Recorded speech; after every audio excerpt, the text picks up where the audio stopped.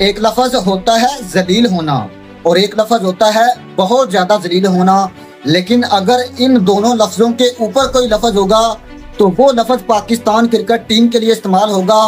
और मेरे ख्याल से बेशर्म कोई बुरा लफ्ज नहीं कि अगर वो लफ्ज पाकिस्तान क्रिकेट टीम के लिए इस्तेमाल किया जाए, क्योंकि हसन मोहम्मद और नहीद राना ने पाकिस्तान के बैट्समैनों की धज्जियां उखेड़ दी। हसन मुराद जिन्होंने 45 रन देकर 5 विकेटें हासिल की और नहीद राना ने 4 विकेटें हासिल की 43 रन देकर, और उन्होंने हार्ड लेंथ के ऊपर बॉलिंग की, उन्होंने एक बेहतर लेंथ के ऊपर बॉलिंग की। उनको पता था कि उनका क्या टारगेट है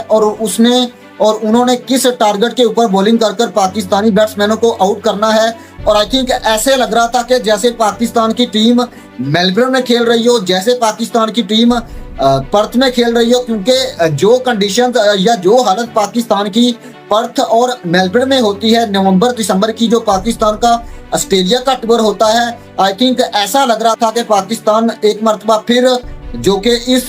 सितंबर के महीने में नवंबर और दिसंबर वाला ऑस्ट्रेलिया का टूर कर रहा है। और लग रहा था कि जैसे सामने मिचेल स्टार्क हो और पैट कमिंस और जोश हैजलवुड जो है वो बॉलिंग कर रहे हैं, क्योंकि ना तो बाबर चला, ना तो रिजवान चला, ना ही आपका शान मसूद चला। कोई भी आपका बैट्समैन उस तरीके की बैटिंग ही नहीं कर सका जिस तरीके की बैटिंग एक प्रॉपर बैट्समैन करते हैं। और आज आई थिंक पाकिस्तान क्रिकेट को मुकम्मल तौर पर दफन कर दिया इन बांग्लादेश के दोनों पेसर्स ने। याद रहे कि 9 विकेट हासिल की और बांग्लादेश के इन 3 फास्ट बॉलर्स जिनमें तस्कीन अहमद, नहीद राना और हसन मुराद, उन्होंने टोटल पाकिस्तान की 10 विकेट हासिल की और पाकिस्तान की टीम 172 रन बनाकर ऑल टीम आउट होगी पाकिस्तान की। और ये आई थिंक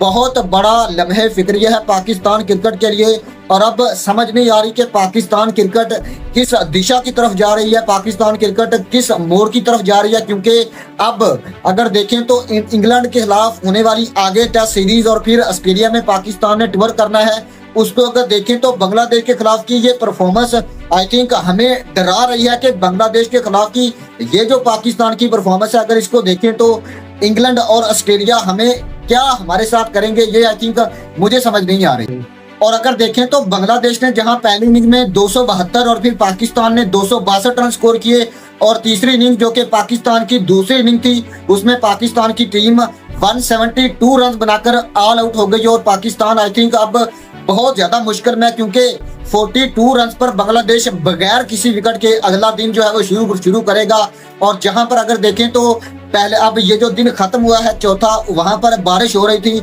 और उम्मीद यही है कि पिंडी में 5वां दिन बारिश का होगा और पाकिस्तान को सिर्फ और सिर्फ बारिश ही बचा सकती है। क्योंकि जिस तरीके की पाकिस्तानी बैट्समैनों ने परफॉर्मेंस दी थी अपनी पहली इनिंग में और जिस तरीके की पाकिस्तान की बॉलिंग ने अब तक परफॉर्मेंस दी है इस चौथी इनिंग में, जो कि बांग्लादेश की दूसरी इनिंग है, आई थिंक लग नहीं रहा कि बांग्लादेश के खिलाफ पाकिस्तानी बॉलर कुछ खास कर सकेंगे, क्योंकि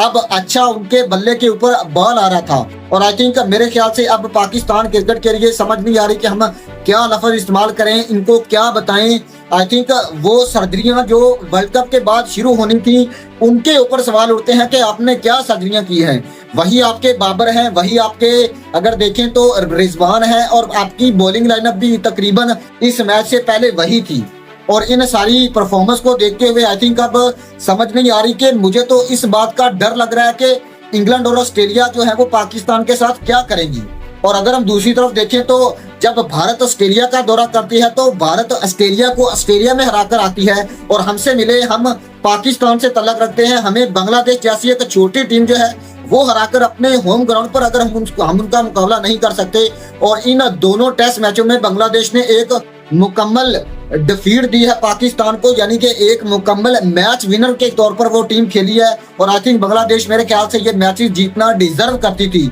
और पाकिस्तान इस पूरी की पूरी सीरीज में एक दिन भी नहीं लगा कि पाकिस्तान इस टेस्ट मैच की सीरीज में खेल रहा है, या पाकिस्तानी प्लेयर्स के अंदर ना ही वो कॉन्फिडेंस दिखा, ना ही पाकिस्तान के प्लेयर्स के अंदर वो जोशो जज्बा दिखा जो पाकिस्तानी प्लेयर्स के अंदर होता था। और हमें लग रहा था कि मिसबा और यूनुस के जाने के बाद बाबर और रिजवान पाकिस्तान टीम को संभालेंगे, लेकिन अगर इन्होंने इस तरीके से पाकिस्तान टीम को संभालना है तो फिर आई थिंक इनको डूब मरना चाहिए। और पाकिस्तान क्रिकेट के लिए अब मेरे ख्याल से आने वाले चंद दिन जो कि इस टेस्ट सीरीज के बाद जो है वो होंगे आने वाले 4-5 दिन, और स्पेशली इंग्लैंड से पहले जो सीरीज में ऐलान होगा, आई थिंक वो बहुत ज्यादा अहमियत के हामिल होंगे। बाकी आपके ख्याल से क्या ऐसे मसले हैं जो पाकिस्तान टीम को ऊपर नहीं आने दे रहे, जो पाकिस्तान के प्लेयर्स की परफॉर्मेंस को नीचे लेकर बैठे हुए हैं, जिनमें स्पेशली बाबर आजम, जिनके ऊपर अब बहुत ज्यादा प्रेशर है, और आई थिंक उनको क्रिटिसाइज कर भी नहीं रहा है, क्योंकि उनको कहां से क्रिटिसाइज करें, क्योंकि एक प्लेयर जो कि मुकम्मल तौर पर आउट ऑफ फॉर्म है। 662 दिन और 32 टेस्ट मैच हो चुके हैं बाबर आजम के, जब से बाबर आजम ने